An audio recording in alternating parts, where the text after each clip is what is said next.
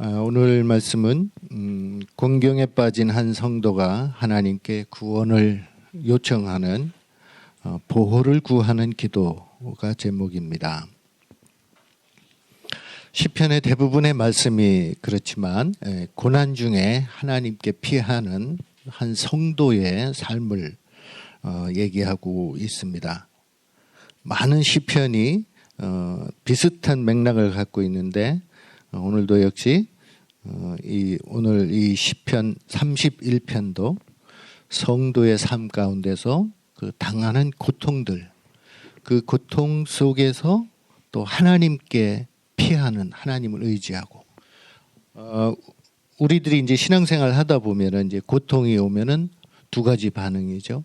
왜 하나님이 나를 이렇게 고난에 처하게 하셨을까 하고 실망하고 좌절하고 하나님을 떠나는 사람이 있는가 하면은 또 한 부류는 그럼에도 불구하고 하나님이 나를 훈련하신다 이런 마음으로 더욱더 하나님께 내가 피할 데가 어디 있나 하고 이렇게 하나님 편으로 돌아서는 그런 부류가 있습니다. 1절부터 4절까지는 고난 중에 하나님께 피하는 그 믿음의 성도의 삶을 얘기합니다. 특별히 1절에서 나를 건지소서 하면서 주의 공의를 말하고 있습니다. 공의, 하나님의 공의를 공의가 아니고서는 나를 건지지 마소서 이런 얘기도 되거든요. 공의라는 것은 뭐예요? 하나님께서 세우신 그 법칙, 그 율법 그대로 심판을 해달라는 것이요. 나는 정직하게 살았으니까 나를 하나님이 외면하지 마시고 나를 제발 건져 주십시오. 하나님의 기준에서 나를 판단해 달라는 것이죠. 내가 잘못했으면 그 잘못에 대한 응당한 대가를 받겠다는 이런 당당함이죠. 하나님 앞에서. 내가 주의 공의로 주의 법대로 여지까지 예배하고 찬양하고 살았습니다. 그러니 나를 건져 주십시오. 이 고통에서 나를 건져 주십시오 하고 탄원하는 것입니다. 나를 건져 달라고 그러고 나의 산성이 되게 되어 달라고 호소를 합니다. 또 나를 인도하시고 지도해 주소서. 또 그 원수의 그 그물에서 나를 빼내 주십시오. 나의 산성이 되어 주십시오 하고 호소를 합니다. 주님의 손에 부탁하는 이 믿음의 확신, 그 믿음은 그 하루아침에 이루어지는 것이 아닐 것입니다. 많은 시편이 그렇듯이 이렇게 우리의 신앙의 역사는 고통의 연속이라고 이렇게 생각이 되어집니다. 여러분 우리는 창세기 다음에 있는 출애굽기를 잘 알고 있죠. 출애굽기는 우리의 신앙 여정이라고 봐도 될 거예요. 출애굽 해가지고 애굽에서 빠져나온 후로 바로 가나안에 들어갈 수도 있지만 신앙생활하는 성도의 목표인 가나안 그 땅을 바로 들어갈 수도 있었는데 하나님은 40년 동안이나 한두 해가 아니고 40년 동안이나 광야 생활을 겪게 하십니다. 시내산에서 말씀을 주시고 르비딤 광야에서 또 수르 광야에서 이렇게 광야 생활을 통해서 훈련을 해서 그 훈련하는 동안 다듬어지고 또 훈련되어져서 가나안에 들어가는 거예요. 출애굽해서 처음에 애굽을 나올 때는 완전 오합지졸이죠. 인구만 많았지 그 중에서는 이스라엘 백성뿐만 아니라 애굽 사람들도 덩달아서 이렇게 같이 끼어나온 사람들도 많이 있었단 말이죠. 그 인구가 200만이에요. 200만 명이나. 그 많은 인원이 그 애굽을 탈출하면서 중간에 이렇게 또 나이 든 사람들은 돌아가시도 하고 또 병든 사람들도 있을 수 있었고 이렇게 고통을 당하면서 이렇게 정리가 되는 겁니다. 알짜배기 신자만 가나안에 갈 수가 있는 거죠. 우상 숭배하고 귀신을 섬기고 이러던 사람들은 광야에서 다 죽었어요. 애굽에서 빠져나온 사람들 중에 가나안에 들어간 사람은 단 2명밖에 없었죠. 여호수아하고 갈렙. 믿음을 지켰고 하나님의 말씀대로 순종했던 여호수아와 갈렙. 이 두 사람 외에는 다 이 광야에서 태어난 사람들. 예? 광야에서 40년 동안 이렇게 헤매던 그 사람들, 집을 짓지도 못했죠. 초막 생활을 했죠. 그래서 그것을 기념하기 위해서 이스라엘에서는 지금 초막절이라는 아주 큰 명절을 지킵니다. 이스라엘은 아파트를 보면은 이렇게 계단식으로 이렇게 지었다고 그래요. 그러면 집집마다 그 테라스, 베란다가 이렇게 햇빛을 볼 수 있도록 해서 거기에 초막절 되면 거기다 초막을 짓는다고 그래요. 아주 다분히 형식적이죠. 그렇게 해서라도 그것을 기억하는 거예요. 우리 조상들이 광야에서 왜 이 고생을 했느냐. 그것을 기억하는 거죠. 광야 생활을 우리의 신앙 생활의 한 여정, 훈련의 한 그 단계라고 우리가 볼 수가 있는 것입니다. 우리는 아직까지 광야에 있는지 아니면 요단강을 건너서 가나안에 들어가고 있는지 아니면 가나안에 깊숙이 들어가 있는지 우리가 한번 되돌아볼 필요가 있는 것 같습니다. 광야에서 이 이스라엘 백성들은 하나님을 이렇게 경험하면서 많은 부분에서 하나님이 없는 것 같이 생각이 들었던지 우상 숭배를 많이 했죠. 송아지를 만들고 또 뭐 이렇게 이스라엘에서 애굽에서 갖고 나왔던 많은 그런 작은 우상들을 섬겼던 그 사람들이 몽땅 다 광야에서 다 쓰러져 갔습니다. 6절에 보면은 내가 허탄한 거짓을 숭상하는 자들을 미워한다고 했습니다. 여호와를 의지하기 위해서. 허탄한 거짓이라는 것은 헛된 우상을 말합니다. 우상.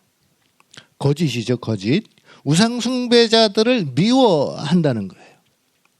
우리는 이 우상 숭배자들을 얼마나 미워합니까? 아니면은 사랑합니까?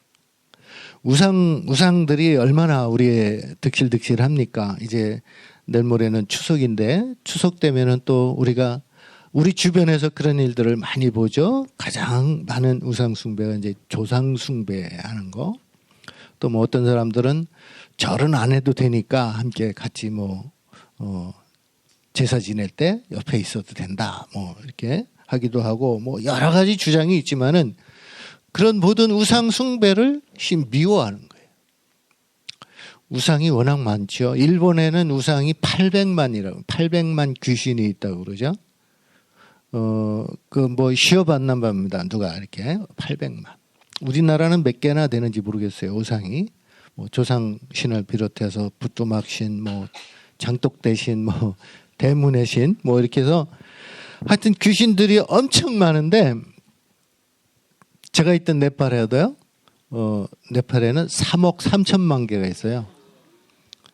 일본의 800만은 잽도 안 되죠. 3억 3천만이니까 3억 3천만 개를 누가 쉬어봤는지 모르겠어요. 누가 쉬어봤는지 모르는데 네팔에는 이 돈의 단위가 루피라고 그럽니다. 루피라고 그러는데 그 단위가 우리는 100만 1, 10, 100, 1000만 이렇게 하잖아요. 근데 거기는 1, 10, 1000 그다음에 10만이에요. 10만 그다음에 1000만. 10만 다음에 1000만이에요. 우리를 계산하면 만 다음에 억 그러잖아요. 1만, 2만, 10만, 100만 이러다가 억 그렇게 하잖아요. 1억, 2억 이렇게 나가잖아요. 근데 거기는 10만, 20만, 100만 그러다가 갑자기 1000만으로 이렇게 돼. 그래서 돈을 쉴 때 10만 원이냐 1000만 원이냐 아니면 그 이상이냐 이렇게 합니다. 그래서 1000만이 굉장히 큰 숫자예요. 그 사람들은. 거기 1루피가 우리나라 돈 100원 정도 하니까요. 1000만 원이면은 10억 정도 되죠. 그렇게 큰 돈입니다. 그래서 그 커롯이라고 그러는데 그 커롯을 함부로 말을 못 해요. 근데 커롯으로 하면은 33커롯이 되는 거예요. 3억 3천이. 3억 3천이라는 게 이 숫자가 우리한테는 안 다가오잖아요. 근데 그 사람들한테는 33천인 거예요. 33천. 그러니까 33에 대한 숫자의 의미가 있는 거죠. 하여튼 3억 3천이라는 이 우상들이 그냥 온 시내에 있는 거야. 자기 집에도 있고 자기 마음에도 있고. 그래서 인사를 할 때도 이렇게 손을 모으고 합장을 하면서 당신 마음속에 있는 신에게 경배합니다. 인사합니다. 그런 뭐 뜻이 있어요. 나마스테라는 말이. 그렇게 우상이 아주 그냥 엄청나게 그냥 주변에 깔려 있는 게 우상인데 그 모든 우상들을 미워한다는 것이죠. 한두 개를 미워하면은 뭐 이해할 수도 있지만은 모든 우상을 미워한다면 그 사람들이 가만히 있겠어요? 그 우상을 섬기는 사람들이. 그렇기 때문에 이 선교사를 반대하는 거예요. 네팔에 처음을 갔더니 그 사람들이 거기에 미리 와 있는 선교사들이 경고를 합니다. 이메일도 조심하고 사진을 절대 찍으면 안 됩니다. 뭐 또 편지도 인편으로 해서 이렇게 붙이라고 되도록이면은 아주 그냥 많은 이 경고성 발언을 많이 듣게 된 적이 있습니다. 91년이니까 뭐 그때는 왕정 시대에서 왕이 통치하는 시대고 힌두교가 세계에서 유일하게 국교로 되어 있는 인도는 힌두교가 국교가 아니에요. 인도는 종교의 자유가 있어요. 핍박은 좀 심하지만 네팔은 아예 그냥 그 국교가 힌두교란 말이에요. 세계 힌두교 협회가 네팔에 있고 얼마나 그 힌두교가 강한 나라인지 몰라요. 그런 나라에서 이 선교사로 가니까 그런 경고를 받는 거예요. 이메일도 못 보내게 하는 거예요. 그 당시 컴퓨터가 막 나오기 시작해가지고 286 컴퓨터를 제가 갖고 있었습니다. 286, 386 그러잖아요. 근데 그때 이메일 뭐 천리안이나 뭐 이런 거를 썼는데 그거를 이제 못하게 하는 거야. 그 이메일을 보내면 보내는 그 편지 한 장이 힌두교 경찰, 거기 종교 경찰이 있어요. 그래서 종교 경찰한테로 딱 떨어진다는 거예요. 팩스를 보내도 그 팩스 보낸 용지가 그 비밀 경찰한테로 쫙 떨어진다는 거예요. 그래서 그렇게 많은 경고를 받으면서 했는데 그래서 그런 것처럼 요즘도 사진 찍는 걸 그렇게 별로 달가워하질 않아요. 사진 찍는 게 별로 그렇게 반갑지가 않습니다. 아무튼 그렇게 그 사람들은 이제 뭐 농무제라는 거에서 이렇게 막 그냥 탑을 쌓아서 이렇게 대나무로다가 한 20-30m 높은 탑을 씌워서 그거를 구루마에다가 실어가지고 이렇게 동네를 한 바퀴 돌면서 큰 축제를 합니다. 근데 어느 날 가보니까 그 우상 구루마가 쓰러졌어요. 쓰러져가지고 이 사람들이 난리가 났습니다. 자기들이 그 농사를 이렇게 짓는 신한테 제사 드리던 그 우상이 쓰러져 버렸으니까 이게 난리가 난 거예요. 근데 거기다 대고 다시 또 이렇게 제사를 지내는 쓰러진 우상한테 거기도 이제 뭐 이렇게 신이 다시 일어나서 우리 농사를 좀 다시 해달라. 뭐 애군을 떠나게 해달라. 뭐 이렇게 제사를 지내는 거죠. 그러니까 우상은 우리의 입장에서 보면은 아무것도 아니에요. 그냥 이렇게 가다가 자기들이 이렇게 잘못 지어가지고 그게 쓰러진 거예요. 그 쓰러졌으면은 우상이 아니구나 그렇게 해야 될 텐데 그 사람들은 그걸 또 믿는 거예요. 쓰러진 우상도. 그러니까 이 우상을 섬기는 사람들은 그 마음속에 이게 그냥 자기가 섬기고 싶어서 섬기는 게 아니라 우리 입장에서 볼 때는 귀신의 이렇게 지배를 받고 있다 이렇게 볼 수가 있는 것이죠. 어떤 방법을 써도 그 사람들이 거기서 헤어나오지는 못해요. 헤어날 수 있는 방법이 유일하게 이제 우리가 선교를 해야 되는 것이. 그래서 우리가 전도가 필요한 거예요. 듣지를 않고는 또 그들이 보지 않고는 믿을 수가 없는 것이죠. 그 우상에 한번 빠지면은 그 길로 계속 가는 거예요. 그게 쓰러져도 뭐 부서져도 없어져도 그것을 상상하면서 늘 그쪽으로 가게 되는 것이죠. 그것이 거짓이라는 것을 깨달을 날이 있어야 되는데 그 길이 예수님밖에 없다는 것이죠. 예수님이 아니고는 뭐 우상이 쓰러지든 파괴가 되든 그냥 박살이 나든 그 사람들은 우상에서 떠날 수가 없는 것입니다. 오늘 이 시편을 쓴 이 성도는 그 하나님을 두려워하는 사람들이죠. 성도라는 것은 하나님을 두려워하는 사람들. 그렇기 때문에 이 우상을 미워할 수밖에 없는 거죠. 그래서 하나님 앞에 나오게 됩니다. 슬픔과 탄식의 이 기도를 드리면서 얼마나 고통스러웠는지 이 9절부터 보면은요.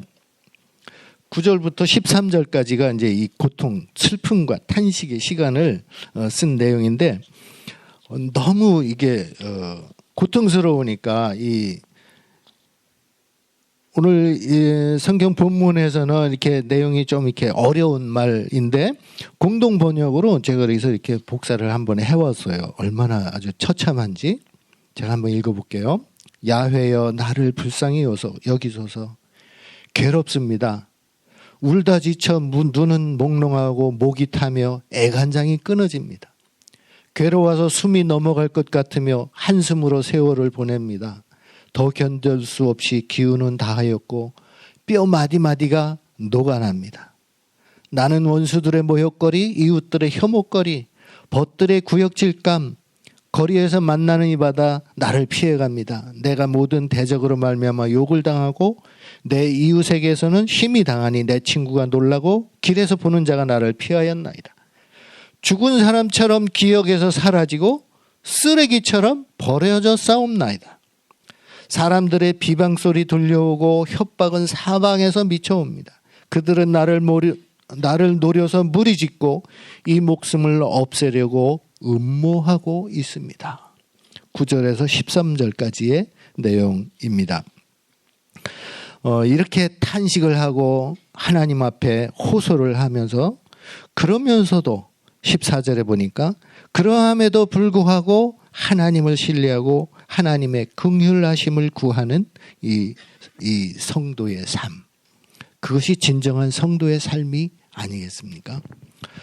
우리가 고난 중에서 하나님께 피하는 것, 이것은 광야 생활에서 훈련받듯이 우리의 신앙의 가나안에 들어가기 위한 자격증을 따기 위한 훈련의 한 과정이라는 이런 말씀을 드리고 싶습니다. 그래서 마지막에는 이게 성도들을 향한 권면이 나오는데요. 마지막에 23절에 보면은 성도들아 여호와를 사랑하라. 이것이 첫째되고 크고 첫째되는 계명이라. 하나님을 사랑하라. 이것이 성도들에게 하는 첫 번째 권면이고 두 번째는 24절에 강하고 담대하라. 담대한 믿음. 끝날까지 성령께서 함께 계시고 내가 이 세상 끝날까지 너희와 함께 하겠다. 마태복음 28장에 있는 말씀이죠. 끝까지 너희와 함께 하겠다.